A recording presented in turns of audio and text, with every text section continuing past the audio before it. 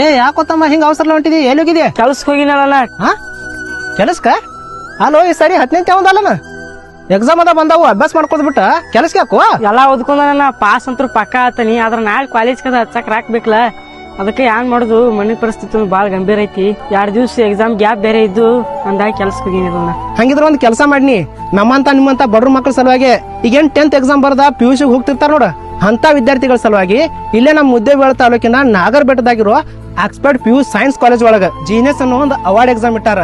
ಆ ಎಕ್ಸಾಮ್ ದಾಗ ಫಸ್ಟ್ ಯಾರು ಬರ್ತಾರ ನೋಡು, ಮೊದಲನೇ ಬಹುಮಾನ 75,000 ಕೊಡತಾರ, 2ನೇ ಬಹುಮಾನ 50,000 ಕೊಡತಾರ, 3ನೇ ಬಹುಮಾನ 30,000 ಕೊಡತಾರ, 4ನೇ ಬಹುಮಾನ 15,000 ಕೊಡತಾರ, 5ನೇ ಬಹುಮಾನ 10,000 ಕೊಡತಾರ, 6ನೇ ಬಹುಮಾನ 5,000 ಕೊಡತಾರ. ಅಷ್ಟ ಅಲ್ಲ 7ರಿಂದ 10ನೇ ಸ್ಥಾನ ಬಂದವ್ರಿಗೂ 2,500 ರೂಪಾಯಿ ಪ್ರತಿಯೊಬ್ಬರಿಗೂ ಕೊಡತಾರ. ಅಣ್ಣ ಈ ಪರೀಕ್ಷೆ ಇಂಗ್ಲಿಷ್ ಮಾಧ್ಯಮ ಒಳಗ ಅಷ್ಟೇ ಇರ್ತಾವ. ನಮ್ಮ ಬಾಳ್ ಟೆನ್ಷನ್ ಮಾಡ್ಕೊಳಕ್ ಹೋಗ್ಬೇಡ, ಇಂಗ್ಲಿಷ್ ಮತ್ ಕನ್ನಡ 2 ಮಾಧ್ಯಮ ಒಳಗ ಈ ಪರೀಕ್ಷೆ ಇರ್ತಾವ.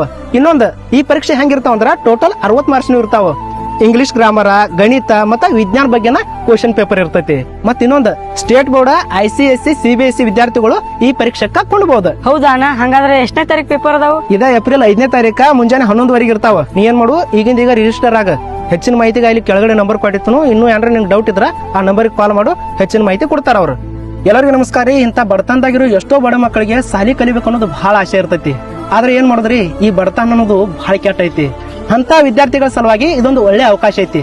ದಯವಿಟ್ಟು ಎಲ್ರು ಈ ಎಕ್ಸಾಮ್ ಕೊಂಡ್ರಿ, ಎಲ್ರು ಪಾಸ್ ಆಗ್ರಿ, ಒಳ್ಳೆ ಬಹುಮಾನ ತಗೋರಿ. ಹಂಗ ಈ ವಿಡಿಯೋ ಜಾಸ್ತಿ ಶೇರ್ ಮಾಡ್ರಿ, ಎಲ್ಲಾ ಬಡ ಮಕ್ಕಳಿಗೆ ಅನುಕೂಲ ಆಗ್ಲಿ.